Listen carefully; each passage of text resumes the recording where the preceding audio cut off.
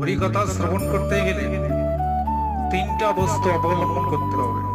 সেই তিনটি বস্তু কি? শ্রদ্ধা, ভক্তি, বিশ্বাস। এই হরিনাম শ্রবণ করতে গেলে এই শ্রদ্ধা, ভক্তির, বিশ্বাসের প্রয়োজন আছে।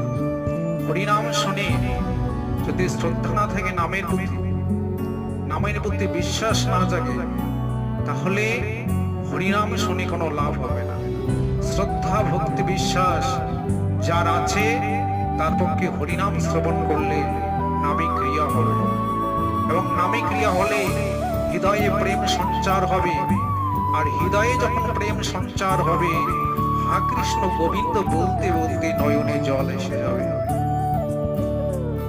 হরিকথা শ্রবণ করতে গেলে তিনটা বস্তু অবলম্বন করতে হবে।